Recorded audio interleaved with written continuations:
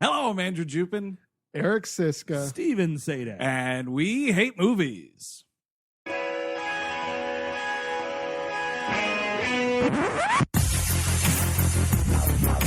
all go a little mad sometimes. You know, it's Halloween. I guess everyone's entitled to one good scare, huh? Sometimes that is better. Zombies have entered the building. They're at the door. They're coming in. It is time to keep your appointment with the Wicker Man. They're coming to get you, Barbara. He's sick, for fuck's sake. I've seen one too many movies. Nah, Sid, don't you blame the movies. Movies don't create psychos. Movies make psychos more creative. Put the fucking rules into the ground. What an excellent day for an exorcism. Hello, everyone. Welcome to We Hate Movies on the Sideshow Network. Welcome to what is the final episode of the 2015 Halloween Spooktacular. This week, we're venturing back to King Country. It's 1996's Thinner, directed by Tom Holland. I think we're back in Bachman Lake, actually. This is a Bachman. It was a Richard Bachman movie book. Oh, really? This was the last one that he got published before someone blew the whistle on Bachman. Which, like, this scene, I was always under the impression that Bachman was more sci-fi than not. And this is clearly, like, eerie, paranormal, fairy tale nonsense. Well, maybe this movie just hated women so much. He's like, you know what? It's a Bachman. I just can't be. It's got to be a Bachman. All the things about the Romani and the women and the fat people. It Bachman it. Yeah, I think that it's was when Stephen King's trying to avoid letters. Did I hit that guy? I'm going to leave a note as Richard Bachman. Did I hit that car? Ooh.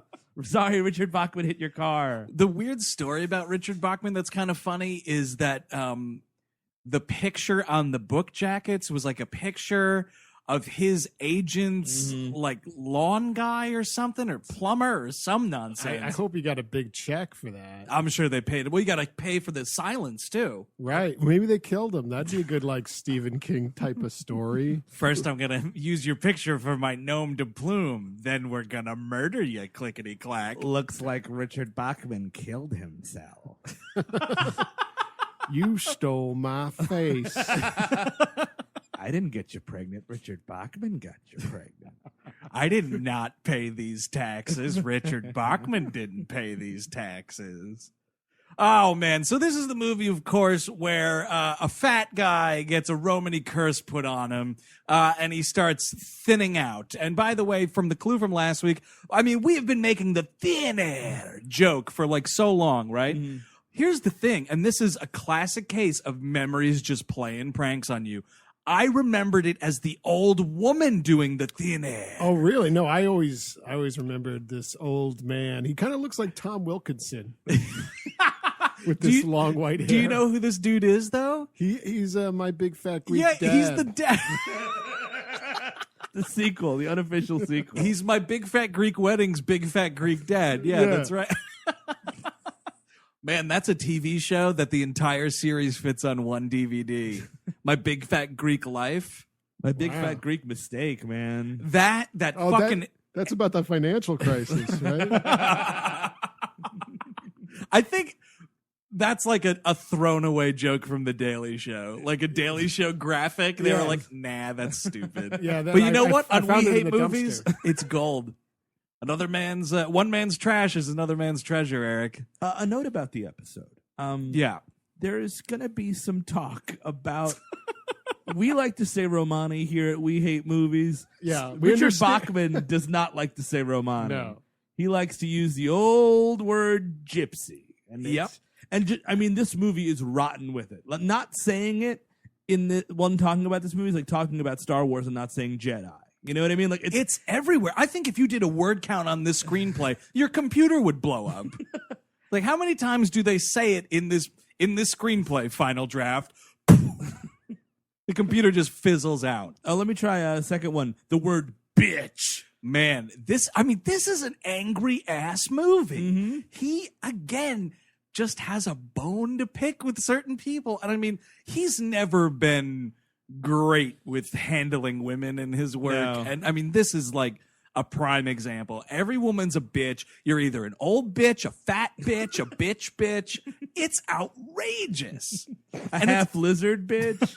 Oh, no, he's a And guy. then you get the double, the gypsy. Yeah. Oh yeah. Yeah. Gypsy. Oh, yeah. Oh, left, right, and whatever, man. Yeah. I don't want to say those two together. You Richard Bachman might emerge.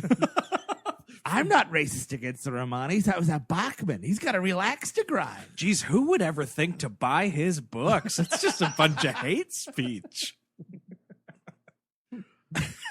So the fat guy, Stephen King voted for Obama, but Richard Bachman voted for McCain.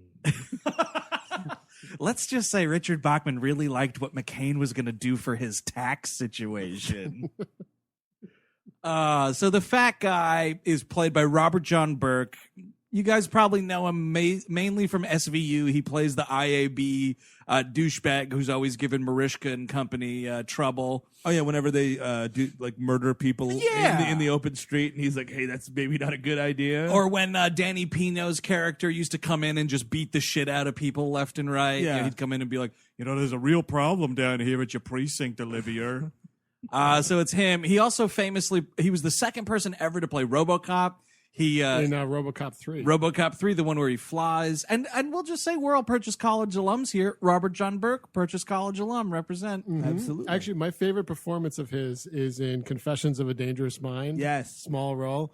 He's a guy that's like yelling at the people not to curse on the TV show. And Oh, stuff. is that him? Yeah. Oh, wow. And it's a long drive, just you and me. He's a heavy, which Yeah. no pun intended in this movie. But like he's a great heavy, like a great dark dude to have in your movie or television show. Yeah. And it's nice to have a SUNY Purchase alum that actually went to the college. Yeah, I'm looking at you, Wesley Snipes. Oh no, I meant Steve Rannazzisi or whatever that guy. Oh, right. geez, that guy. Here's the thing. You lie about being in 9/11. Okay, that sucks. But why would you lie about going to a state-sponsored art college? What in the shit is wrong with you? Yeah. What the fuck? It's not exactly Juilliard. Yeah, look, we had a great 4 years there. We Hate Movies would not exist without Purchase College. But why on earth would anybody lie that they went there? And as a SUNY Purchase survivor, I'm very offended by So this. am I. Because here's the thing. You go to Purchase, man, you come out of there alive, you're Purchase. You're Purchase for life. Fuck you for lying about being Purchase, you piece of shit. I don't watch that show anyway, but what an asshole. And the 9/11 thing is also reprehensible. But fuck you about lying about Purchase. Also, who could possibly care? What? How could that ever help you? How in the world does that move your status as a struggling actor at the time or whatever? Yeah. Well, maybe it's a thing where they... There was a thing where they're like, my God, Purchase alum and 9/11 survivor. Cast him. What a horrible life he's had. Apparently lived on the streets till he was 7. Just took a little bit from Oliver Twist there. Put that in the old bio. I stole from Oliver Twist. What else is fake, right? Yeah. What That's the else thing. is fake? Mhm. He might not even be real. He might not be Italian. I really doubt he doesn't look it. Yeah, he might be Romani. I think we need to do a paternity test on this fella To determine whether or not he's Italian. to see if that father was Italian. Oh, I see. Will you do that Ancestry.com thing, $99? They'll tell you where you're from. Uh-huh. Every drop of blood in you, they'll tell you where it's from. I did. My brother did it, and it turns out we're from the dumpster. So this movie starts off, this guy's a lawyer. By the way, we're back in devil's advocate territory. Yep. He's a scuzzy defense attorney. Because those people no one in this country deserves to be defended, just in case you're wondering. Nope, none at all. So he's looking out the window. He sees the caravan of folks coming in. It's like entertainers. They're there to put on a circus, basically. We're not in Maine, right? Because we're in Connecticut. It's which is set in very, Connecticut, Very yeah. strange for But it's shot in Maine, I think I read. Yeah, it's shot on location in Maine, but we're setting it in Connecticut. How could Why? I have written it? It's set in Connecticut. It's Telltale Bachman set in Connecticut. Was the Running Man set in Connecticut? Oh, New Haven's gone really downhill. Well, no, there's a bunch of where's the town in Connecticut where there's a bunch of TV things like ESPN, WWE, like they're all in one.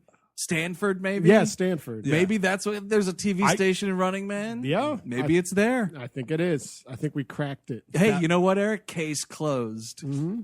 So yeah, what's the trial? Oh, it's a mafioso. Yeah, he's like the beginning of the movie. He's sitting around the table with his wife and his daughter. And this daughter, by the way, what an annoying presence. Well, they're both doing like what is kryptonite to me, which is bad Vito Corleone impressions. Oh, absolutely. And it's just like the worst Brando you'll ever Brando your life. Because like the wife is like, I can't believe you're representing this scum-sucking mobster, by the way, whatever Mr. Mafia or whatever they call him. Yeah. No, it's literally, and that's like the most like overused Italian name you'll see in movies. Whenever there's a mafia, I don't know, Jenney or whatever the fuck. It's like, I think it's honestly a toss-up between Jenney and Gennaro. Oh yeah, Gennaro. Those are the two. So it's Jenney in this movie, played by Chaz Palminteri. No, played by Joe Mantegna. I always mix them two up. I never won't mix up Chaz Palminteri and Joe Mantegna. One's Fat Tony and one isn't. I know. And so Joe Mantegna is Fat Tony. Fat Tony is in this movie. Yes. They killed him off on The Simpsons. Speaking of who could possibly care. Exactly. Moving on. I did not know that. Yeah, he's dead. He had a heart attack or something. Oh, whatever. Well, it's just like the idea of killing off characters on that show is just dumb. Mm-hmm. Remember Maud Flanders? Yeah, and how is it that Homer never got sent up on like involuntary manslaughter charges? That's his fault that she's dead. They should have at least had a courtroom episode. Yeah, because he shot her with a T-shirt gun and she fell off the bleachers and died. No, he ducked. They were shooting he T-shirt ducked? guns. Is that what it was? Yeah. He's the one that ducks, and then I was see the phony memories again, man. It's weird. But we know from that Lollapalooza episode that he could take a cannonball to the gut. Exactly. So why ducking was a bogus move, man? Does it? Now that I'm remembering it, though, isn't the gag like he spots something? yeah, like a penny or something. Yeah, like ooh, a Dorito, and bends over. We should make a Remembering the Simpsons podcast where we try to piece together an episode. So Gennaro, Joe Mantegna is Jenney. Oh, Jenney. So see, he's on trial for being in the mafia. Yeah, they got him. And it's a classic case of like Robert John Burke's character has convinced this dude to like come in and he's gonna testify. Yeah. But it's that surprise testimonial where he's like convinced the dude to lie on the stand. I didn't. It wasn't him. It was whoever else. Well, no, he says like, have you? His name is whatever the hell the guy's name is, and he's like, you're, Mr. Jenney here is being accused of putting a contract out on your life. Could you let me know if anyone else has ever put a contract out on your life? And he's like, yeah, my wife. And it's like this weird thing where this guy's had multiple contracts put on his life. Is that why Joe Mantegna gets off? Yes, because everyone's everybody wants this guy dead. So therefore it's okay. Yes. Oh, well, the whole town wants you dead. Also, what is this Italian mobster doing in this sleepy Connecticut town? Not much.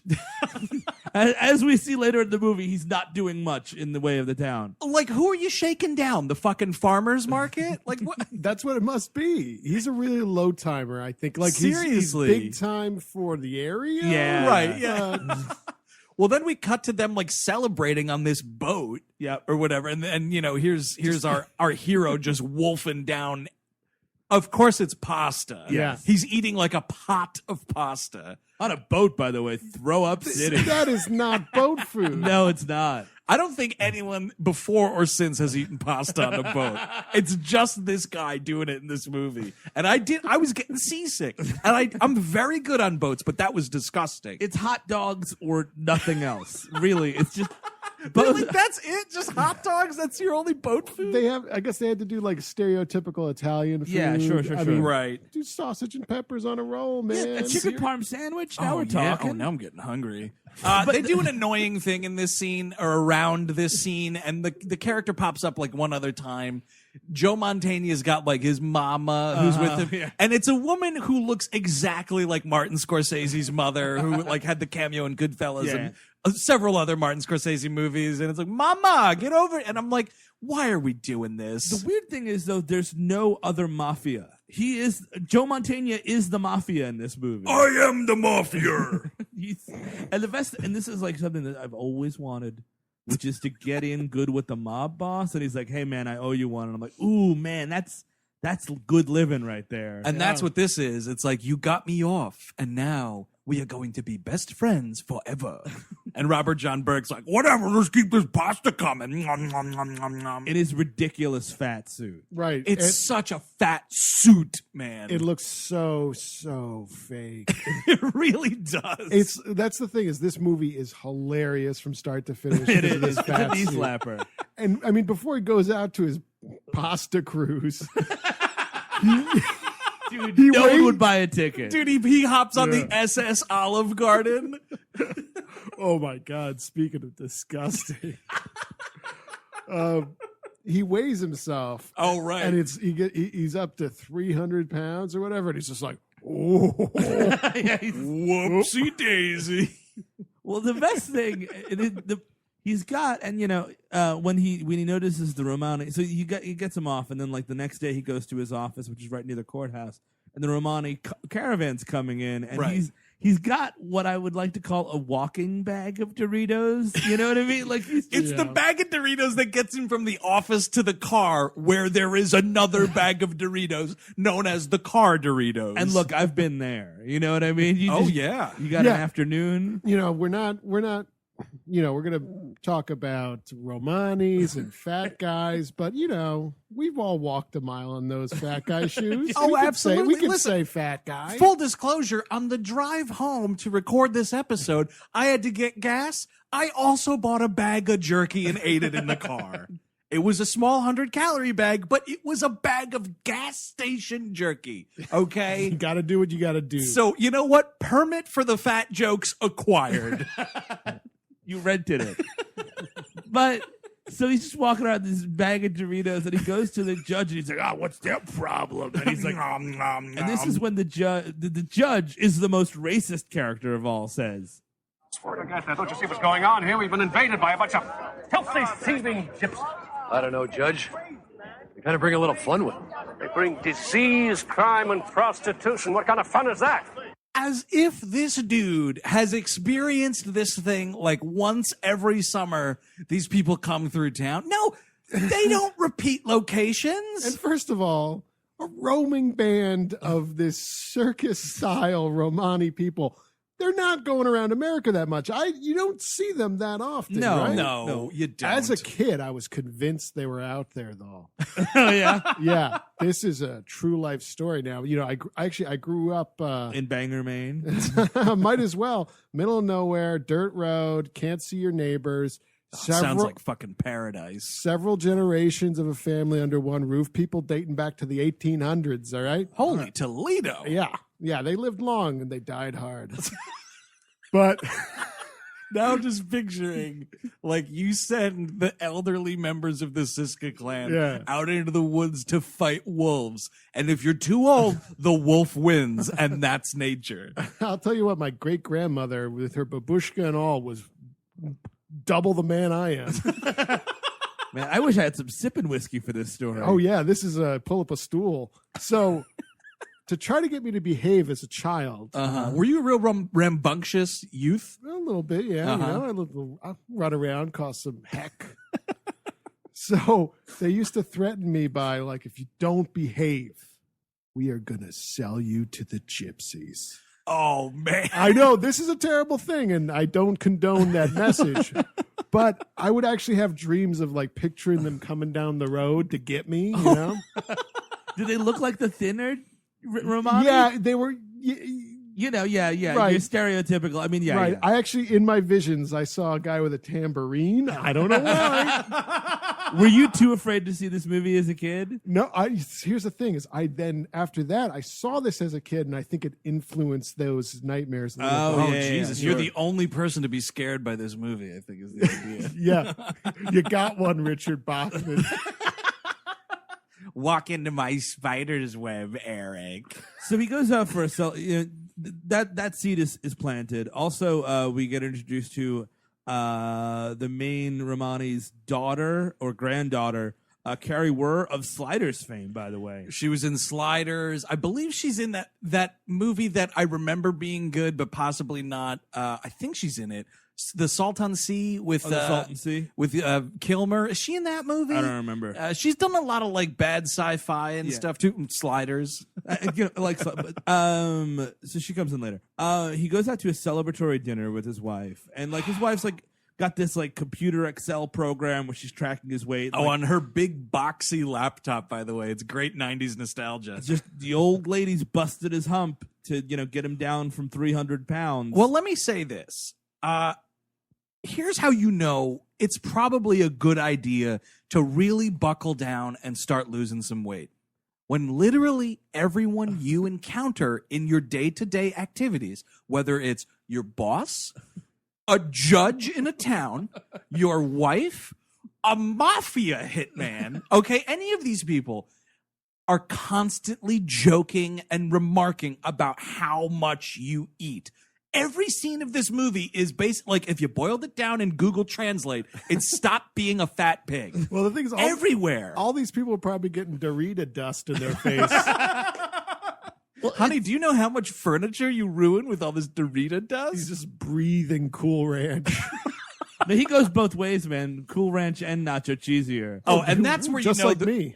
That's where you know there's a problem, though. I feel like if you can settle on one of the two major Dorito flavors, and I'm not talking about Thai chili and all those delicious bonus Doritos we have after Y2K. What we call bonus Doritos. By the way, if someone from this corporation's listening, please sponsor the show. Oh my God, Send yeah. us Doritos. Get we'll in talk contact more with about Sideshow. Doritos, we will plug you till kingdom come. But the main two Doritos, nacho cheese and Cool Ranch. Yes. Okay. There was a time where you just could choose one. Yep. And that meant you were in control. If you went both ways with the Doritos, you had a problem with eating Doritos. Me, I was a Cool Ranch guy. Didn't go near the nacho cheese. No, the nacho it cheese tasted like for a puke long to me. time, yeah. Really? Oh, yeah. But did you swing also Cool Ranch? Yeah, I had a little bit of a problem. I was a little bi-curious, too. Yes. That's the problem with contemporary Doritos, man. There's just too many delicious options. But the other thing, we're in baby cakes country here too, because like he doesn't eat like an overweight person. He eats like a thin person trying to convey what an overweight person might do. Right, because he's like comically eating like there's no way that someone who's heavy could just eat controlled, measured bites. It has to be like everything. He's eating like Slimer this whole fucking time. He's eating. Listen, he's got 4 hot dogs in his hand. 3 are hitting his mouth, and 1's falling to the floor, and he doesn't even notice. That is what you call Slimer eating. But they're at this dinner, and it's of course a thing too, because they're like mildly high up in society, kind of a thing. He's and it's doing well. He's the boss is like, remember dinner at the club tonight. As far as I can tell from this exterior establishing shot, the club is just a barn that they converted into a restaurant.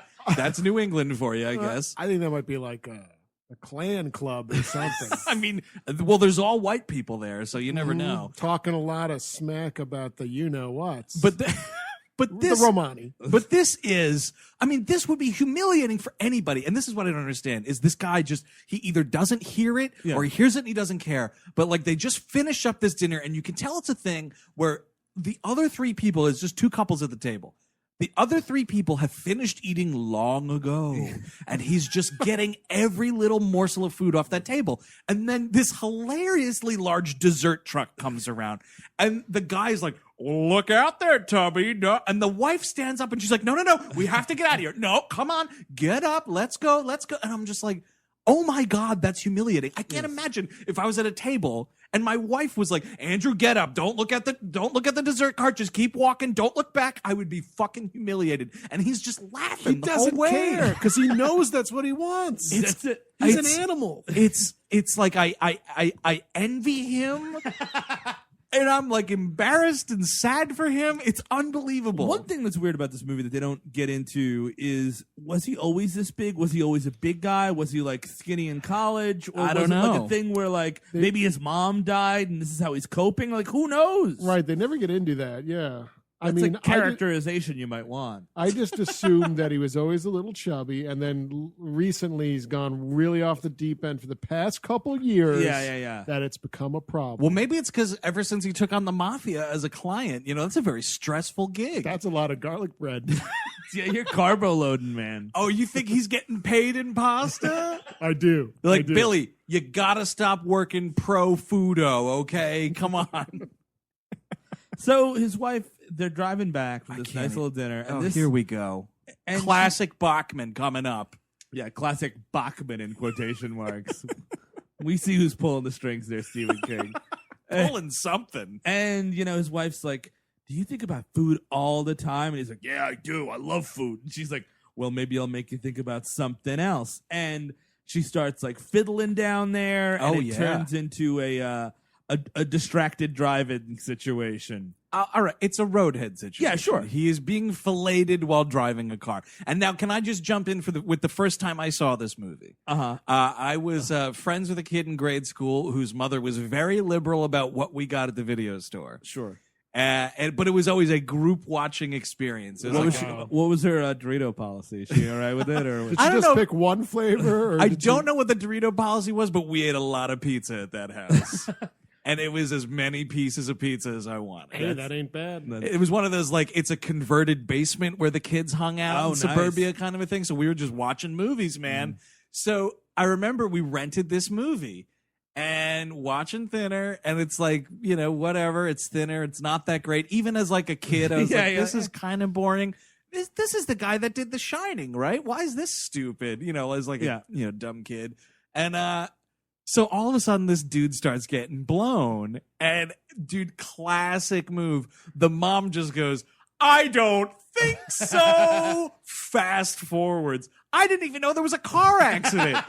She missed the whole thing because she was fast forwarding over the blowjob. Well, the thing is, she should have realized this is a Bachman job, but this is a crucial scene to the film. Oh, right, yeah. I mean, this is like when you're laying out your screenplay, right? Like, minute 27, got to get that blowjob in. Yes. It's a turning point of the film. It's in Robert McKee's big book. Save the cat, man. It's save the, save the crotch. And it's like she stops and she comes up for air and is like, do you like this? Do you like this more than hot dogs? And he's like, just keep going. And it's like back down for more. And it's like, I shouldn't have to watch this for this long. No. And it goes on. The best cut of the movie is cut from Roadhead right to Stephen King. You know why? Because it's brought to you by. Oh, yeah. Yeah. Yep. So Bachman himself has opted to be in this film. Yeah. And credited as Stephen King. Playing Mr. Bangor, by the way. Did you read the trivia for this movie? But you know why he's playing Mr. Bangor? Why is that? Because Stephen King lives in Bangor, Maine. Oh, how about that? What a useful piece of trivia. Yeah. And it's like, he's playing like a pharmacist, and like an elderly couple from the Romani family come in to get like some sort of prescription filled or something. And this woman is like, Papa, I'm going to go get something from the car, whatever it is. Mm-hmm. She walks outside. Elderly, she's in her 70s or whatever. Yeah. I mean, well, they say she's in her 70s. She looks like a zombie because that's what we're doing with the makeup in this movie. Sure. And, here comes, jolly old fat guy getting his knob polished. And I mean, runs over this woman like hardcore, Gallagher watermelon situation. It's pretty funny. Driving while getting oral sex is worse than drinking 7 whiskeys. Getting oral sex is distracted driving. Who is that? Is That's that Werner Herzog? Oh, okay. I thought you were doing the cursor. No, it'll open the door for all sorts of curses if you're texting while driving, if you're drinking while driving, if you're getting oral sex while driving. I mean, he's not wrong. No, he's not. Driving with a bear in your back seat is also very dangerous. Especially when doing so around the mouth of a volcano. I can't remember the name of that short, but it's the one where he goes to like a volcano that it's about to erupt and all these people like refuse to leave the village because it's their home. It's a fantastic movie. That was what I was referencing with my lame driving around the mouth of a volcano joke.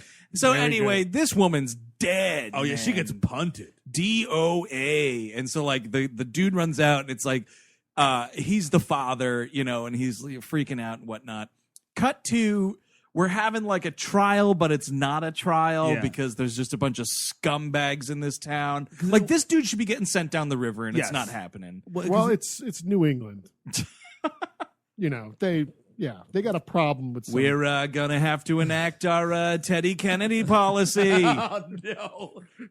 Oh, yeah. Yeah, whatever, dude. That guy's a murderer. He's a murderer. I'll say it, and I hope he hears it right down in hell. You hear that, Teddy? Hell of a legislator, though. Oh, yeah. Oh, yeah. I mean, that's the problem. Did a lot of good. Killed that girl. I was a lion on the bench and behind the wheel. Well, behind the wheel, I was like a reckless blind lion. But it's like it's a finding, really. It's not a trial. They're like, we just want to see if there's enough evidence to prosecute. And both the pharmacist doesn't see shit. One more Stephen King dialogue. He testifies. He testifies that you saw them run out of the store, right, towards the road. And Stephen King's like, yeah, they were stealing. Yep. But they weren't, right? No, they were not. Everyone in this movie's got a fucking agenda against these people. Dr. Bangor deserves a curse. Well, I mean, I think that this is more like that was an improvised line. He had the Bachman going in his brain. He's like, I can get these guys one more time. Yeah, they were stealing in my store. They cut. Tom Holland calls cut. And he's like, sorry, Tom, I don't know what came over me. Sounds like a keeper, though. But actually, Eric, you're right, though, because the whole thing is this dude goes around and puts curses on everyone who's responsible for the death of his daughter. So it's a whatever his name is, Billy, whatever, driving the car. And then the judge who's like, yeah, that's cool. And then the guy who was, what's his face on Seinfeld? Kruger. Yeah, Kruger. This is what I wasn't able to figure out. What is that dude's involvement in this? Oh, he kicked him out of the town. Well, yeah, he's also the cop, and he says, oh, he was on the scene. Yeah, he testifies that he gave Billy a breathalyzer test and that he wasn't drinking. Oh, I see. But he actually didn't give him a test whatsoever. Yeah. Right. Even though he actually wasn't drinking, it's just to help get the case wrapped up, I guess. Right. But so then, you're right, though. Dr. Bangor, Stephen King, should be also getting a curse put on him. Oh, that'd be great. Maybe it's that lizard that thing that happens in Creepshow and he turns into a tree or whatever the hell. Meteor. Yes. Or you just walk up to Stephen King and touch his face and go, Bachman. Oh, Jody Barrick, you did it again, you lunkhead. And now he morphs into that landscaper that they took the photo of. Oh no, I'm poor. Yeah, so they rush him out. And, You're freed of all charges and whatever. And then we get the titular curse, which is thinner. Right. And he just kind of bumps into him in the street and gives him a nice little cheek pat. Yeah, it's like the old cheek caress, and then he's gone. Which, I mean, compared to some of the spells you see cast in movies, pretty efficient. Thinner. You're just in and out. One word. Mm-hmm. Should we mention what the other curses are while we're here? Yeah. Oh, absolutely. So apparently with the judge. Yeah. Lizard. Man, what? Lizard. Oh, my God. And it's like, I understand this dude's, idea for the thinner curse. It's an ironic twist. Yeah, here's a morbidly obese man. Thinner. What lizard? I mean, what? What are you doing? Was he wearing alligator shoes or what's the I don't genus know. behind He's that? just naming animals because the cop gets one too. I forget what exactly it is. They never say what the word is. I'll tell you what it is. What? Though. I figured it out. Oh yeah. Elephant, because he turns into John Merrick of the Elephant Man. Yeah, half of his body he's got elephantitis of the arm, but his head is just looking like a bunch of popped zits. I don't know what's going on. And he's got a Twilight Zone upper lip too. Maybe that's what he says. Oh, he's turning into the pig man. Sterling. Man, if you turned into Rod Sterling, what it would be is that dude shrinks 2 feet and smokes 6 packs of cigarettes a day. And you die of lung cancer, right? At 50, whatever. Dude, Rod Sterling lived fast and died hard. Yeah, sure did. So yeah, cut to a couple days later, he's losing weight and he's eating like a freaking pig. This is when he really starts doing it. The acting is just shoving stuff in his mouth. It's disgusting. It is.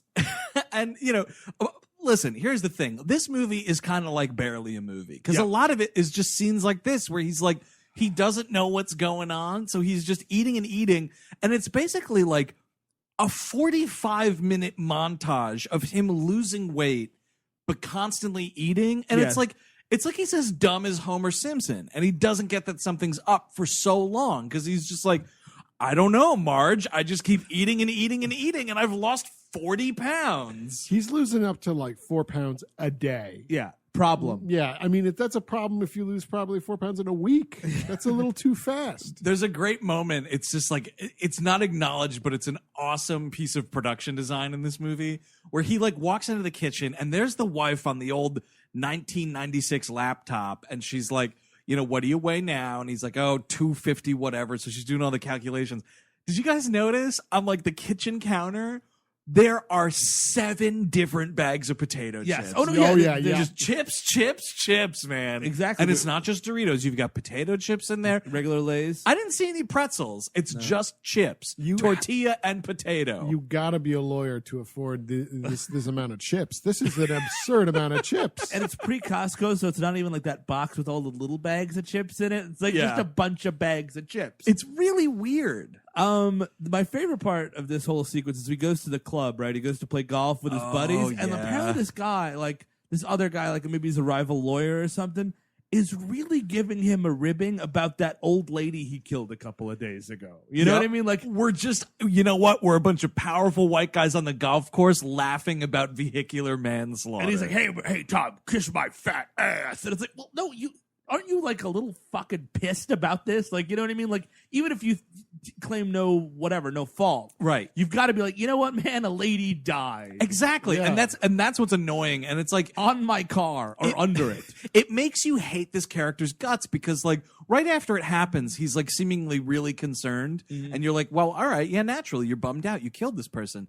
But the reality is he's really just nervous about how much heat's getting on him. Because once he's cleared, we're just making jokes about kiss my fat rump, and he's like slapping his ass on the golf course. And it's like, oh, the protagonist of this movie doesn't care that he murdered a woman while he was getting roadhead. He's just concerned about getting off. He got off, so now everything's a big fucking joke. Wait, Our hero, ladies and gentlemen. Hold on a second. When he crashed that car, did he get off?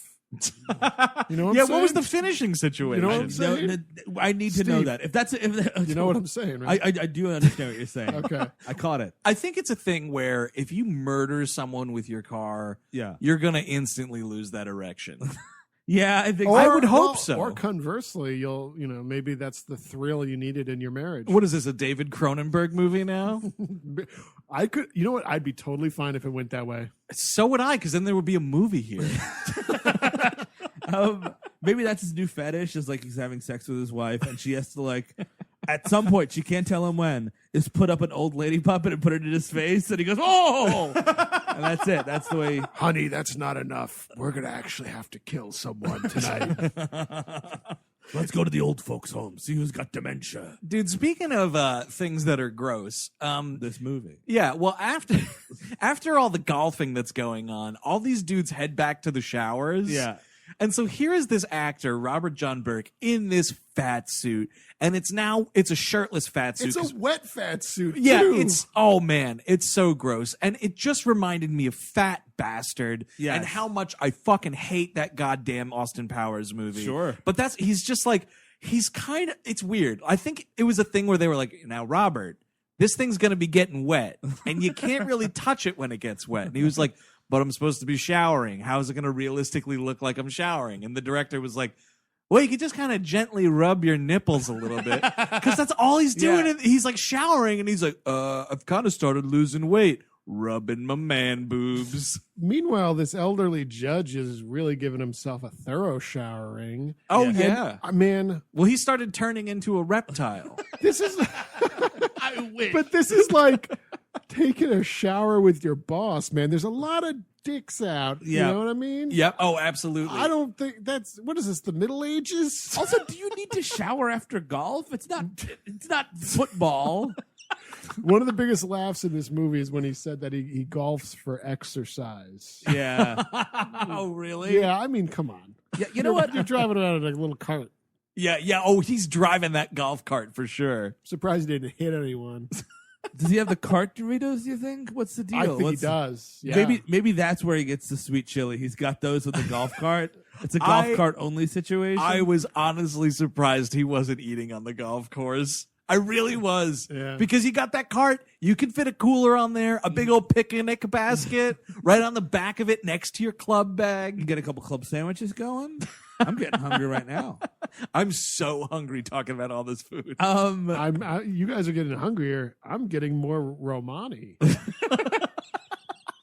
So this guy's turning into a lizard, right? Which is like, here's my problem. Like, let's really do it. Let's really Yep. Maybe he's going to get a slithery tongue. Maybe he's going to get a tail. Like, it's just psoriasis, like really bad. Exactly. That's the only peak of it that we get outside of a dream sequence, which we'll get to, which is the cheapest thing ever in this movie. Yeah. But yeah, he calls on one of his doctor buddies and he's like, could you come take a look at this while I'm nude in the shower? And the guy's like, well, yeah, sure. I'll go over and look at you in the shower. Small town. And small shower. And he's just like got like a little patch of lizard on his tummy. And the guy's just like, oh, your eczema's flaring up again. I was like, look closer. That's clearly reptile scales. Like, it's not red like eczema is. It's just green lizard skin. It's disgusting.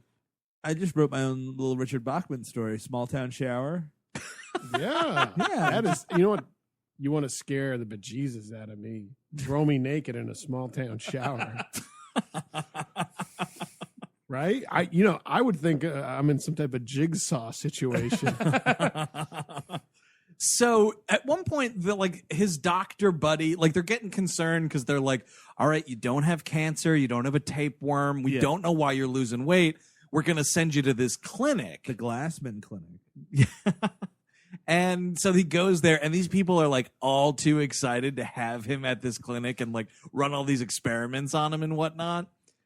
It comes to nothing. No. He leaves like instantly. They're like, where are you going? He's like, I'm going to get takeout. It's like, well, no, okay. He's very clearly like, no, you're not going to solve my curse. Right. Yeah. Oh, yeah.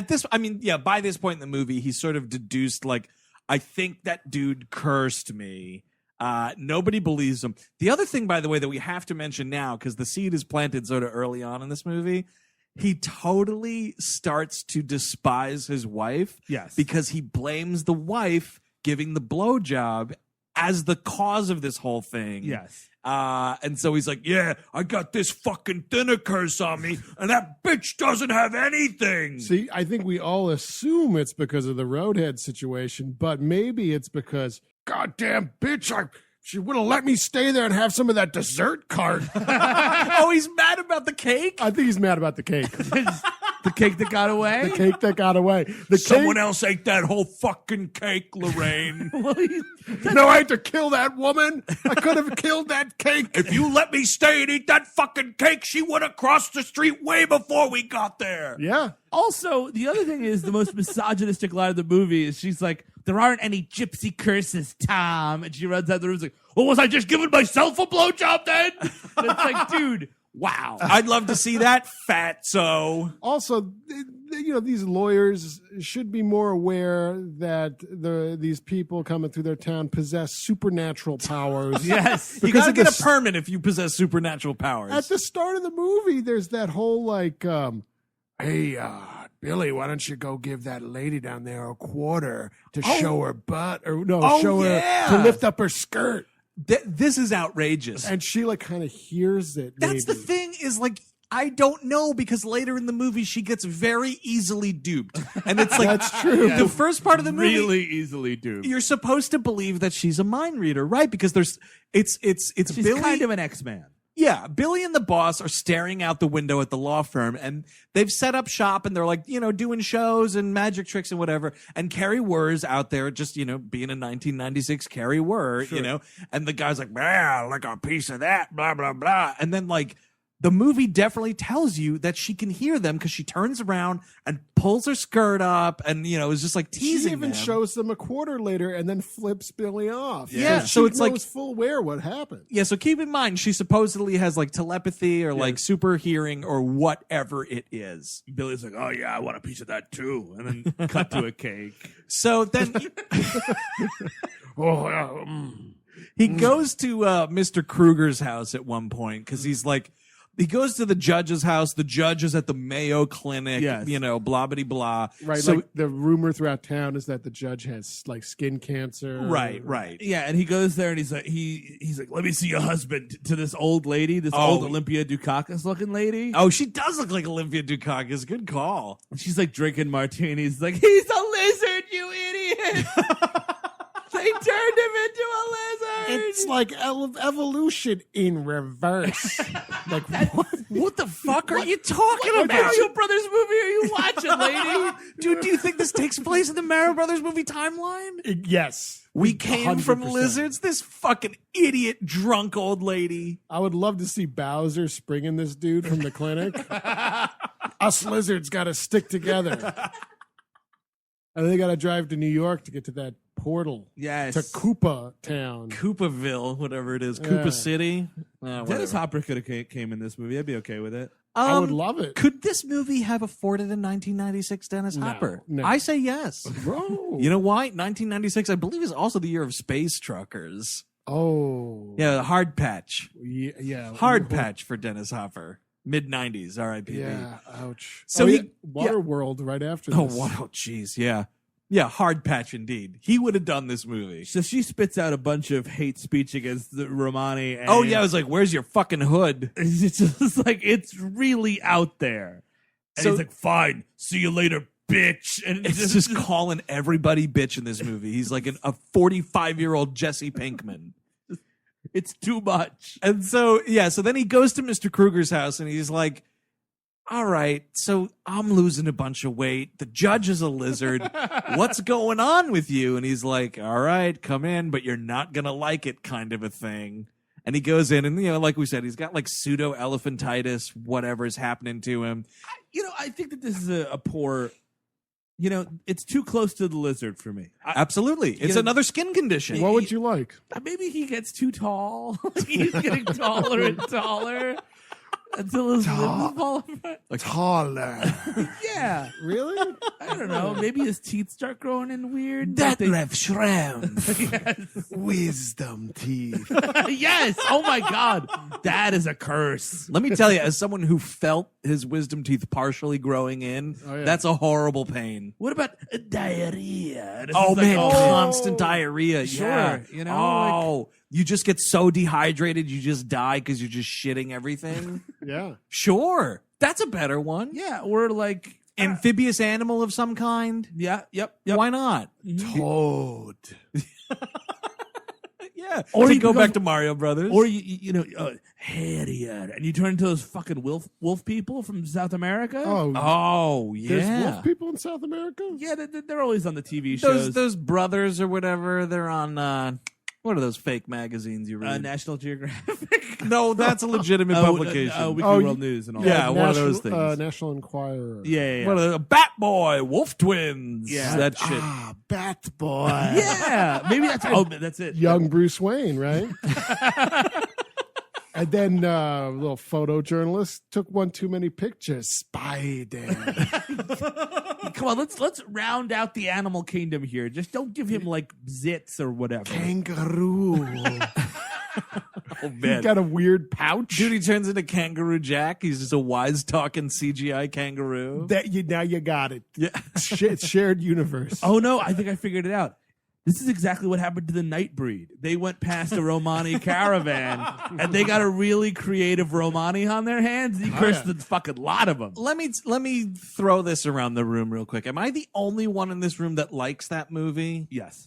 Nightbreed? Yeah, Clive Barker's I- Nightbreed. I generally, when a movie says Clive Barker on it, I avoid it. I don't think I've seen it. It stars the dude from Baby Cakes and Hellraiser or whatever sequel. Craig Schaefer. Craig Schaefer, yeah. All right, so watch it. You'd be the deciding vote on We Hate Movies. So the thing, and this kind of gets awkward, not for nothing, because he's like, so Mr. Kruger pulls out a gun and he's like, you got to go kill this old man, blah, blah, blah. And the guy's like, I'm not call him an old man, I'll tell you that much. Sure doesn't. And he's like, I'm not going to do that. You keep your gun, Mr. Kruger. I'm going to go and I'm going to tell this dude to reverse the curse. And that's the end of it. I'm not murdering anybody. And he's like, well, fine. closes the door, and this dude just commits suicide. Yeah. And it's just like, remember that time Mr. Kruger failed at committing suicide? Yep. Yikes. He passed away actually pretty recently. Complications from diabetes. Oh, really? Yeah. Oh, jeez. All right. He's a great actor. He's great in No Country for Oh, Brother, Where Art Thou? Thank you. He's in No Brother. He was great on Malcolm in the Middle. One of my favorite cinematic devils. We were talking about Al Pacino not long ago, and he basically plays the devil in Brother, Where Art Thou? Oh, that's right. Oh, that's him. Sunglasses. Yeah. It's a great role. That's a movie I need to revisit. The New York Film Festival was doing like the 15th anniversary of that, and I just looked at it and I was like, oh, that came out 15 years ago? I'll be over here hanging myself. Yeah. So anyway, so that character's out of the picture. The judge is gone, so like poor Billy is left all on his own to solve this curse. Now I'm thinking, it's 1918. There's a Romani in Boston. Maybe a baseball hits his head, and he's like, "Oh no, Red Sox! Here it comes! Here it comes the curse!" Oh wow, there's definitely a couple around Illinois then. Yes, Cubs, and they don't forget easy. That's for sure. Yeah. Around this time in the movie is one of my favorite moments because it's just the silliest shit, and it's one of those things where it's like, you're watching this movie and moments like this happen, and I'm like, do these filmmakers, and Richard Bachman and / Stephen King included, want me to take this movie seriously? I'm not sure. That's a great question. I don't because know he is back home at the end of his rope talking to this daughter. I think the daughter's there. It might be the wife. I think it's the daughter. And he's just eating a whole chicken. Yes. Oh, and yes. she's like pressuring him with questions. He's eating a rotisserie chicken like it's an apple. And he gets pissed off at whoever he's talking to and hucks this chicken across the room. Yeah. Oh, man. Throwing a mostly eaten chicken carcass. Bravo movie. I was laughing my tits off, and I don't know if you wanted me to. I mean, he looks like he's having the best time at medieval times. You know what I mean? The guy that enjoys it a little too much. Right, yeah. Go Green Knight.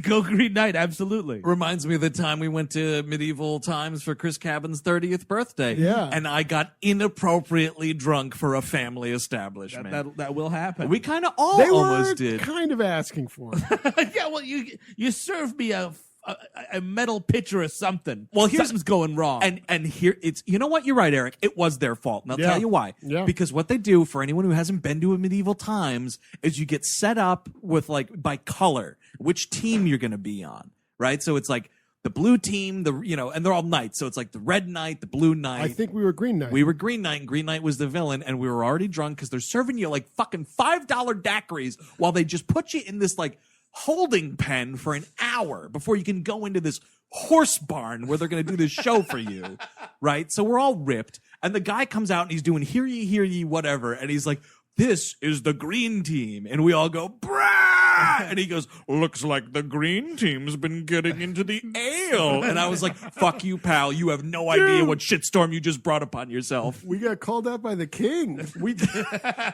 And then, we took a photo with him too. It was pretty great. Did. It was awesome. And we were all just rip roaring drunk. It was great. The weird thing about this part is he's actually eating for a purpose now because now he's trying to stay alive because he's like, I skipped. And she's like, you've been losing 6 pounds a day. He's like, no, yesterday I lost 12 because I skipped lunch. Right. And it's like, oh my God, like this guy. This is kind of a best case scenario for me, man. Like I'm going to McDonald's and I'm doing it all, man. Oh yeah, I thought the same thing as you. You thought kind of a paradox. You guys thought about McDonald's? Yeah. I was thinking more Taco Bell, but it's the same. Ooh. It's the same theory, which is, my God, what a paradise! I have to keep eating like this, and if I just overeat, I'll sort of maintain and balance out. Yeah. Well, Otherwise, I'm just going to be wasting away. So bring on the buckets of chicken, And also, why bring isn't on he- the chili cheese burritos. He's never drinking beer in this movie. That's a lot of good empty That's- calories. You're totally Oh, right. right. Where's the That's- alcoholism? that's where I get mine. Yeah. But here's. By the way, side note, you're talking about going to Taco Bell all the time. Made me think of your diarrhea. Yes. Yeah, but- you're right. The Glassman Clinic says that this dude is eating 12,000 calories a day, which is a lot. That's about 10,000 more than You're supposed to have. at least Yeah. 10,000 more. Yeah. And I'm just thinking, even with all the Taco Bell and beer in the world, you're not going to be able to sustain this. I get. Yeah, I mean, well, he isn't able to. They're playing for keeps. Well, that's the best kind of curse. One that you originally think is like a blessing. Oh, right. And then you yeah. realize you're getting fucked over by it. It's very smart, this old man. Which is, again, weird because, like, he also kind of gets off the best out of everybody. This guy turns into a fucking reptile monster. Yep. The other guy turns into, I don't know, like somebody who's put in the microwave or something. Looks like he got bit by a bunch of bees. He does. Maybe to he borrow was. a phrase. It's entirely possible. He had a bee stings. Around this point, he calls Joe Mantegna. Because my life is in danger. Better call my best friend who's in the Mafia. Absolutely. That's why you do those things. He does too. There's a later call where he really brings him into this scenario. Yeah, right. But the first call is just like, hey, Jenney. Oh, excuse me. Oh, by the way, do you believe in gypsy curses? Oh, yeah. And this is where Mama Scorsese comes back in because he's basically like... Well, he goes, no, I don't believe in gypsy curses. But he's like, but I believe anything my mother tells me. My mama, by the way. Oh, well, of course. It's a mama. Mama! So, like, there she is, of course, preparing a meal because we're just... Italianing it up in this movie. Yep. And so he's like, Mama. And then, like, we get some Joe Mantegna broken Italian. And he's basically, like, asking about the curses. And she's like, oh, yeah, that's some real shit. Your friend's fucked. Yeah. And he's like, yeah, Mama says it's a real deal. Talk to you later. So he has to go on the road. He's like, all right, the only way, he learned somehow that the only way to get a curse off of you is you have to get it from that exact Romani person to put it on you. I don't think he learns that, Steve. I think it's just a gross assumption. It's just a little bit of movie magic there. It's either that or possibly it's Mama Mantegna says something about that right, yeah, in the translation. To be fair, Wikipedia wasn't around yet. Oh, so. no. Wait, that's exactly what it is because I remember thinking at the time, how weird is it that she's giving all this information because she says this long thing in Italian and then Joe Mantegna translates it all and he's just like, yeah, curses are real, this, that, and the other thing. The history of it is this. And by the way, the only way to reverse it is blah, blah, blah. And I'm like, he just asked you if you believe in them. But he responds as if he gave the whole story and like, how do I cure it? Well, the lady knows. Somebody calls you in the middle of the night and says, hey, do you believe in Romani curses? You're like, okay, the only way that's going to happen is... You're totally right. And to be fair, she's an elderly Italian woman. She's getting asked this question 4 times a month. At least. That who's taken the evil eye on or off of someone. Oh, yeah. That evil eye, you got to beware of that one. God forbid you get that evil eye. I got a lot of them. Yeah. So... Around this point is where he has this dream sequence. And it's just ridiculous. It's like... It's a fake-out dream sequence, which is always the worst. Because it's like 10 minutes long. It's just padding out the runtime, because this movie is a Tales from the Crypt just stretched out for 90 minutes. You're absolutely right. And so it's like we're barely trying to get to that 93-minute mark. And it's like the judge pulls up in a getaway car, and he's full-on lizard. Yes. And it's like, let's get out of here, blah, blah, blah. And they like crash and blow up. But again, he's more of an Ash person. Why can't he look like one of the guys from Land of the Lost? You know what I mean? Like, yeah, get him in a tunic too. Maybe just like make him look like Theodore Rex. Yes. Remember that Oh my Whoopi God. Goldberg movie? Dude, if a talking dinosaur pulled up in this dream sequence. Billy! Get in here. Oh, watch the tail. Oh, yeah. Oh, he's definitely cracking wise, without a doubt. And the way you do that, Eric, is a little bit of movie, a little bit of movie language. Is like you give the judge a really noticeable pair of glasses, right? Yep. Oh, and yeah. then guess who's wearing those glasses? Theodore Rex is wearing those glasses. Exactly. Now right. I know the judge is Theodore Rex. Your brain is able to understand his transition. But this is like in the start of this, you think that, because it's a fake out, you think it's real. They go to that carnival and it's just they're antagonizing him. They go and like bully this old man basically. Yeah. And then like, the HSO and they wind up crashing the car and dying and he wakes up. Well, the old man keeps crashing into him in different cars. Oh, yeah, because of the magic. He's in a dump truck and then it's like, and then whoosh, he's in a school bus. Yeah. And they're both coming at you. It's like a Freddy Krueger nightmare. He's in a tank. He's got a little helmet on. And yeah, they just get like He's in a T-boned. Megazord. He just crushes him. For some reason, there's a submarine driving on land. See, they didn't want to get it too zany because they want to fool the audience, Yeah. right? So he wakes up and he calls the judge, and the wife says that the judge has driven his car into a bunch of gas cans. That's one way to do it. Yeah, and so apparently these gas cans exploded or whatever, and he burned to death in his car. And his own wife is like, it's all right. It's the best outcome. He always wanted to be cremated. Yeah. Oh, yeah. Oh, because she's supposed to be like this cold, heartless, alcoholic, rich person, right? Yeah. So she's just like, even in death, she's making sarcastic, bitter comments. It's a real Whit Stillman situation. And so Billy's like trying to find this merry band out there. Well, also, Yeah. subplot is his wife's probably cheating on him, right? Oh, yes, with the yeah. doctor. Sure, which is why also- not? Dr. Mikey. Very Tales from the Crypt EC Comics, by Yes. the way. But it's bullshit because it's not in the Bachman book. I just read that on the Wikipedia. It's notably not there. So it's like this movie vilifying this wife character even further. Like, why not have her be like the beacon of like, oh, all she did is give this guy a blowjob, and he Right. took it way out of proportion. Yeah. But then it's like, no, she's sucking Dr. Mikey's dick now, man.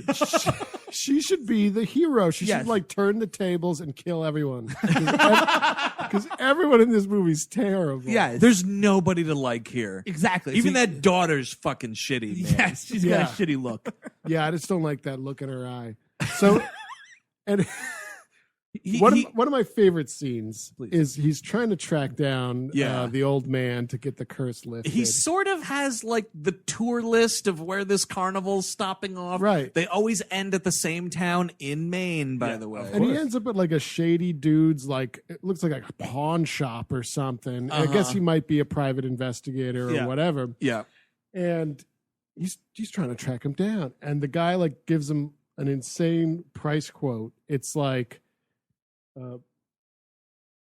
I need like $800 For info. For info. And he was like, actually, it's only $300 for the information. It's $500 so I don't tell your wife and the police this. And he pulls out a legitimate Old West wanted photo. Oh, yeah. About how he's missing. That goes nowhere. It's like a $5,000 reward for a missing fat guy. And he's skinny at this point, Eric. Right. But the pictures of him being obese, and he's been gone for like 48 hours. You're not getting posters printed and disseminated in 48 hours. I'm sorry. I don't even think it works like that anymore. Even in the 90s. Yeah, was he wanted dead or alive? What is that fucking poster? Black Bart is bounty hunters coming after him. The man with no name. Is this the drunk guy too? Because there's that guy that I think he meets in a diner. This guy kind of looks like Grandpa Munster. I guess. No, yeah, it's not him. No, it's this other thing where he's just like, he goes to this other dude and he's like, you used to work for this fella. And he's like, yeah, I remember that name.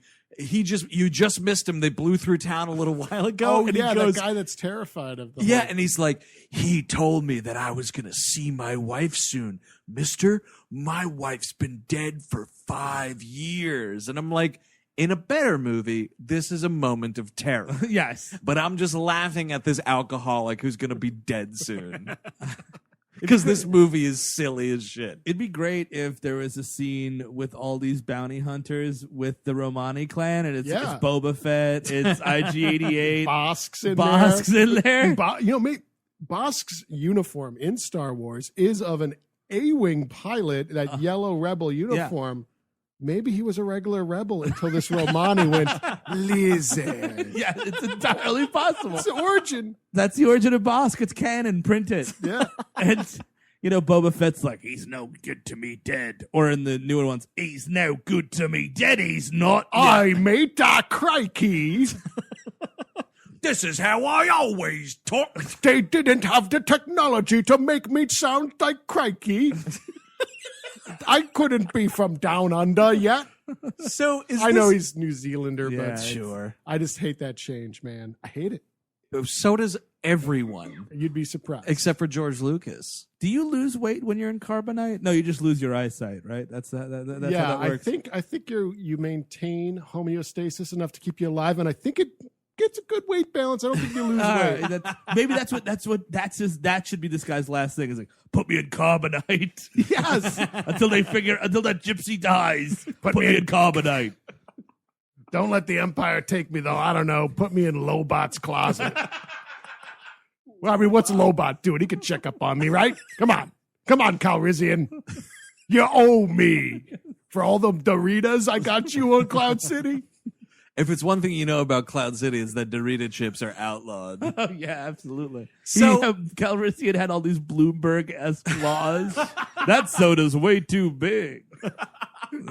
I don't want a bunch of fat people in my Cloud City. It's going to weigh it down. Chewbacca, you're going to have to settle for a small.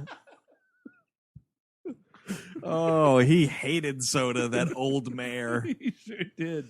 Man, so around this time is when he hires Joe Mantegna to go on the road with him, or whatever's happening. He goes to he finds them or whatever, and he's campsite. He finds the campsite. He begs and pleads, and they're like, "No, man, you killed my wife.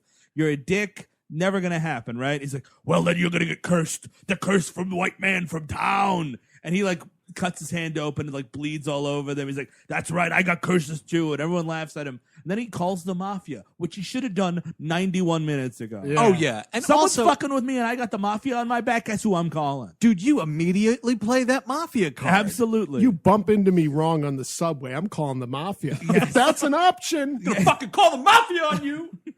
So I'll do it. Is this also the scene though where Kari Wuhrer hits him in the hand with her slingshot that she's got, much like an Ewok? Yeah, it's very Ewokian. And this like rock goes through his hand. Yeah, which is pretty hilarious. And that's why he calls up the Mafia for that too, because he needs a mob doctor. Oh, right, the mob doctor. Yeah. But yeah, so now it's just like Joe Mantegna and him kind of just bunking in this cabin for a little bit. It becomes Joe Mantegna's movie for a bit because it's, at this point, Billy is so emaciated he can't do much except like be sitting around being sad. And wear blankets on himself. Because they don't know how to make somebody look any skinnier than it. By the way, if Christian Bale got this script, he'd be fucking dead. Oh, yeah. You know what I mean? Because he'd try and do it. Like, well, I'll gain 300 pounds and then I'll just lose it really, really fast with my super diet. And then you're dead. He'd go to the bowels of Eastern Europe and get an actual curse on him.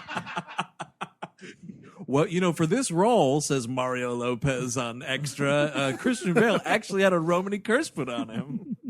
Well, he was just such a dick around the Romani people. They had to curse him. They were fucking with his lights. And this is one of the most ridiculous scenes in this movie, is Joe Mantegna goes to the campground and he's just like, all right, fuckers, light it up. And he just takes out this machine gun and starts murdering these people. Yes. I loved it. It's outrageous, I know. He winds up killing Kari Wuhrer's husband. So that, he makes them do it. Yeah, that's it. Yeah. Because, this dude runs out, what the fuck are you doing? And then, he shoots him, and the dude, kind of turns around and starts running back to the campsite. And then all the dudes with guns that are firing at Joe Mantegna just start blowing this dude away. And I'm like, how did you not know that was your brother? He's dressed like Darkman, by the way. It's a real Darkman situation. So then it's like, okay, now it's really on. You killed a bunch of our dudes by shooting up this camp. Kari Wuhrer's husband is dead. And this is when she gets duped. Mantegna comes the next day in a pea coat. There's a bunch of FBI. He's like, hi, I'm so-and-so FBI. You want to come with me? I'll show you where the killer is. And she's like, wow, that sounds great. Yeah. Where's your psychic powers now? Yeah, she gets in a car with this guy. He gets into a barn, and he goes, acid, bitch, and throws like soda in her face. And she freaks out, and she's like, oh, my God. And he's like, but this is the real acid now. Why is there an acid dupe in this movie? You are so padding this shit out. Why is there acid at all? Yeah, I mean, there shouldn't be acid at all. You're right, Steve. But you know what? If you have to have acid, don't have an acid fake out. You know, conversely, I think there could be more acid. More movies should have more acid? I think most movies should have an acid scene. Is that a Mafia thing? Did the Mafia throw acid in people's faces? I know that happened to Two-Face. Joe Chill, yeah. Does that happen to Two-Face? I'm just not sure if the real Mafia does that. Is that I maybe think that's an old 30s I don't know. thing? I read recently that some woman in Sunnyside had acid thrown in her face. Wow. But I don't think that was Mafia related. You know what? Just take a gun and shoot me in the fucking head. How about that? Seriously. Let's leave the acid at home. Yep. Everybody. Speaking of which, that's Kruger's suicide. That's the way to go. Yes. Everyone should have just shot themselves in the head. And maybe you should have shot the old man. Yeah, exactly. Sure. End this whole thing now. I need a line in this movie that's just, this ends tonight. I don't get it, but the movie needs it. But you know what you do get? A lot of the white man from town. Right. So like the old man calls him white man from town. Yeah. And like he definitely leaves a note for them at one point that's basically like, fuck you, sincerely, white man from town. Yeah. Or whatever it is. Whenever Mantegna does some escalating things, he kills a bunch of their dogs. It's like, hey, eat some strychnine, pooch. Oh, right. And he leaves a note like, white man from town says, take it off, meaning the curse. Right. Which is Not your hilarious pants. because it's just a note that says, take it off, white man from town. Do with that what you will, person who finds that note on a paper plate. You know what I would do in this situation? Like, let's assume you don't have the Mafia backing you, which is, Right. hey, first things first, go to the Mafia. If That's you're the ever trump in any card. trouble, yeah. Mafia. Yeah, they're like the police, but better, really. It's true. Bravo. You go, I'm going to go to some other Romani, and I'm going to start fucking with him until he gives me a fat curse, and then maybe they'll even each other out. Maybe these two curses. Like, oh, yeah, you know what, skinny? Oh, fat then. And it's like, yep, there it is. That's what I wanted. What? You know, I didn't think there was any way out, but you found it, I man. think so. I think that's it. And you know these Romani, there's no internet. There's no curse database saying this. Oh, no. I put a thin curse on this guy. Don't fuck with him. He's mine. Oh, yeah. See, that's what they needed, though, is a curse message board. Just to keep all that shit straight. Yes, Who's exactly. been cursed? A wanted photo of them. Yes. You know, just to stay away from this guy. Feel free to put other curses on him. Don't put a fat curse on him, though, because then the two curses will have like a symbiosis and he'll just be fine. Yeah, he'll just be a regular dude and probably be in pretty good shape. Yeah, and actually, I think because the two curses would be battling each other constantly like that, he could still continue eating whatever he wants. Yeah. Well, is there like, if one person's the better wizard, would that affect? The varying strengths of the curses, right? Like, if yeah, that could be like if you get like, let's say an 85-year-old Romani to put the fatter curse, does the 107-year-old he wins a bit. I don't know. That's the thing. It's like, I think we're gonna have to do some field research. There's a great line in this movie to like signify like where one of the final scenes is going to be. And this movie is so boring, man. This final scene is like a handoff, nothing scene. Yeah. But they're basically like, meet me at the lighthouse. Yeah. Is what this dude says. So, well, it's Maine, so there's a lighthouse, you know. So we find this lighthouse. Every 5 blocks. Which lighthouse do you mean? Give me a little more specific. And so Robert John Burke is just like sitting on this bench. Mantegna drops him off like, if you need me, I'll be way back here not helping out at all. And this old man comes. And the dude comes and he sits down and he's like, listen, you fucking killed my daughter in a hit and run, man. I'm not taking this curse off. But your stupid Mafia friend just went and shot up my camp. So I'm not bowing to you. I just don't want my family fucked with anymore. So here's how you take the curse off.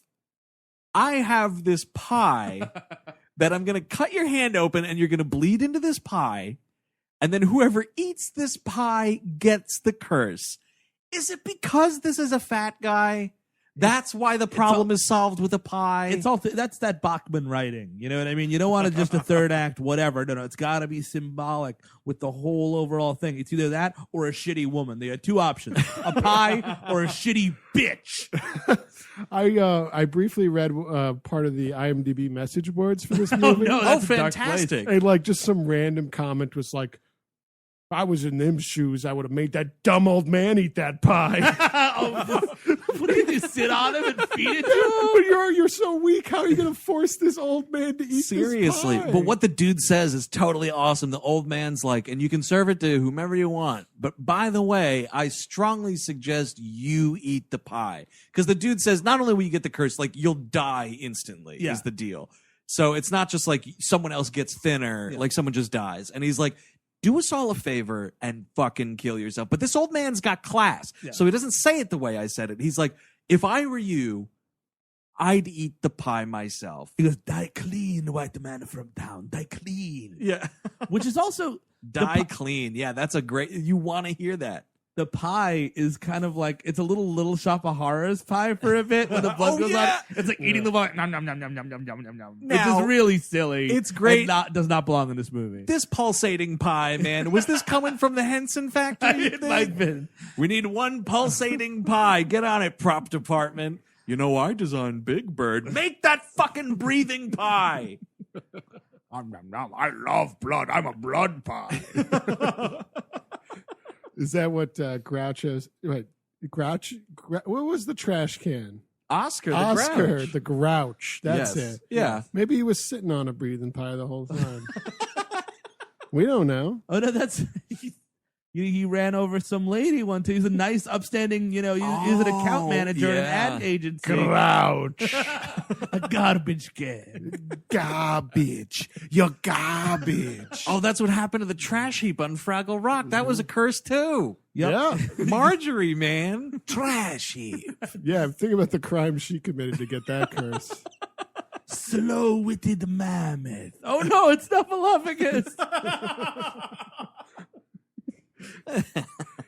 So now here's our big EC Comics Tales from the Crypt ending. Yes, and he comes home with the pie, and he knows exactly who to give it to because my bitch wife has been stepping out on me with Dr. Mikey. And by the way, Dr. Mikey, the impression that you're doing is accurate because what happens is as this dude loses weight, his New York accent really starts coming out because it's like him playing evil. Yeah, because before he's like, "Oh, I'm just a jolly old fat lawyer," and it's just it gets more and more down to the point where he's like, "You're gonna eat that fucking pie.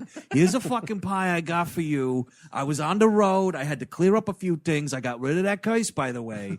Here's a fucking pie. It's a present for you. I'm gonna go to bed. You better eat that pie before you go to bed. I'm going to bed now. You're going to eat the fucking pie." Oh, Maron. And I'm like, wow, he is really Staten Island dumping this thing. And she does. And he wakes up and she's just a dead, gloopy, gloppy skeleton, kind of. Her face looks like the Blob sneezed on her. And then he makes out with the corpse. Man, throwing up everywhere in my living room last night. First of all, that pie might be still on her lips. Yes. You know? Yes. I don't know the extent of whatever this crazy Romani baking thing, this hungry pie. I don't know the extent of its power. Exactly. So, I don't fiddle with Mystic Bakery, Lick me, Seymour. Exactly. I'm not, and you know what I'm doing? Even being in that bed, I'm throwing up just anyway. Just because. Yeah. But he peels back that sheet and her face is melted and he's like, "Oh, look at that. You fucking did it. You ate that fucking pie. Now I'm going to lick your fucking face." And he just starts sucking, man. And it is gnarly. And he's licking his lips "Yeah, that's good death." And you're just what is happening? I think he calls her a bitch one more time. Probably because why not? And he goes downstairs and, oh my God, there's 2 pieces missing. Because his daughter comes and says, "Daddy, that pie was so delicious. Talk to you later." She goes, "I had some of that pie for breakfast." I'm like, what household is this? This child is running wild, eating pie for breakfast. This is This is the heavy man's household that has established the concept of breakfast pie. I put powdered sugar in my coffee. It'd be great if the device was a bag of Doritos at the end. Oh, it should have been a breathing bag of Doritos. Yum, yum, yum, yum, yum. Got your favorite kind. Actually, though, then it wouldn't work because everybody in that house knows not to eat Billy's Doritos. That's true. Oh, yeah, think about the yelling they've gotten before. Getting yelled at for All right, family meeting. Oh, God. Who touched my bags? I had bags of Doritos over here. Dude, and so it's like, oh, the daughter ate the pie, and she like runs out to play soccer. And then he's like, well, and the original ending of the book is, he eats a piece of pie himself, and he joins his family in their fate. Because, also, I guess the wife didn't cheat on him, so why did he even, whatever. Sure. Dr. Mikey shows up, and he's like, oh, hey, is Heidi home? And he's like, oh, she's resting right now. Why don't you join me for a piece of pie, Dr. Mikey? Yep. Hey, breakfast pie, he says. I was just about to dig into some breakfast pie. I'm like, would you like to join me? You know what that is? A quiche. Yeah. Come on, breakfast pie. frittata. Yeah.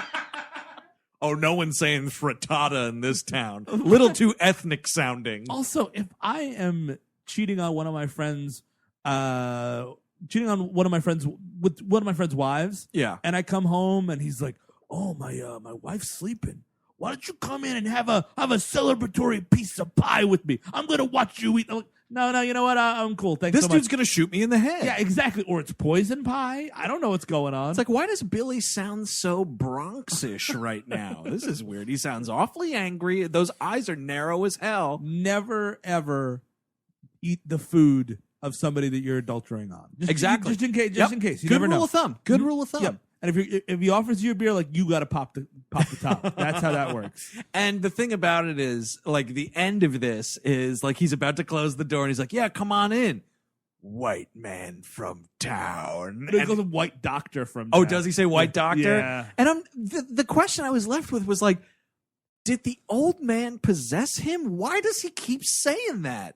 I think he just liked it. He just got used to hearing it, maybe. Oh, really? So he just like It's like, absorbed yeah. another culture's slang? It's kind of his nom de plume. It's kind of like calling yourself Richard Bachman for no fucking reason.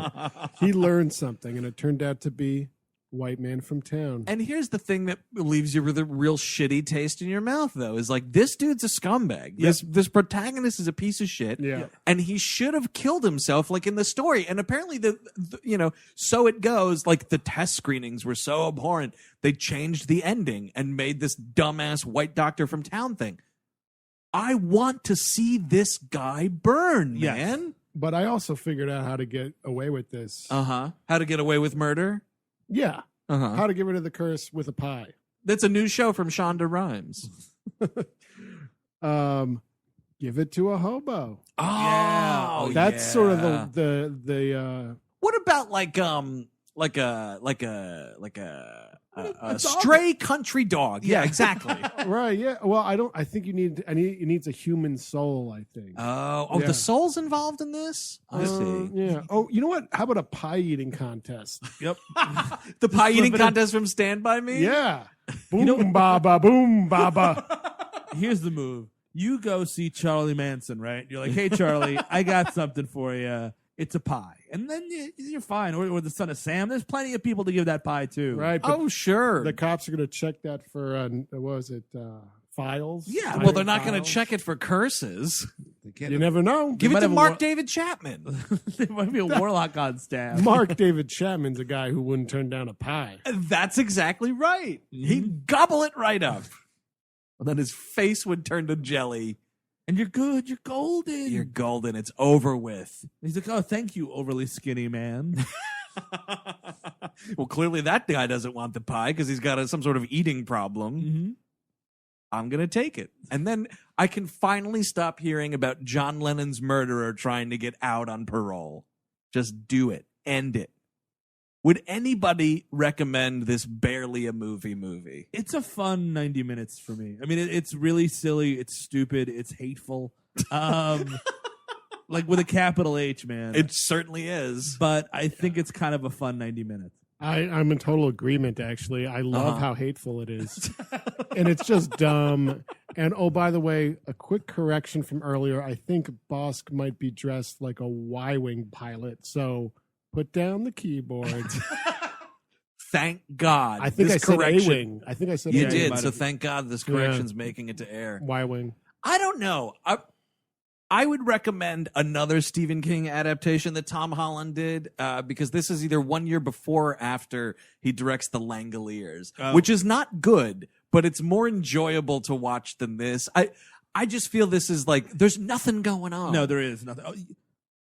A better Romani Curse movie is Sam Raimi's Drag Me to Hell. That's a rollicking good time. Yes, Totally. that movie. That's is the right way to do awesome. this movie. In case you're wondering, like, if you want to do this movie so it's good, you do that movie. Yeah, and you know what's not in that movie? No magic pies. Yes. No magic cakes. No cursed cupcakes. Not a haunted plate of eggs. There's kind of a haunted goat, which is pretty awesome in that movie. Oh, man. Oh, a good haunted goat, man. That's what you want. There's another one coming up in that movie, The Witch. There's a goat named Black Peter, I think it's called. He's pretty terrifying. I like that. Yeah, I don't know. Like, I usually go in for the Stephen King adaptations in one way or another, but this one just not so much. I would rather watch Robert John Burke in RoboCop 3 than this movie. Ooh, stay tuned. Oh, most definitely. That's Thinner from 1996, directed by Tom Holland. If you want to get a hold of us, check out our website, whmpodcast.com, or find us at sideshownetwork.tv.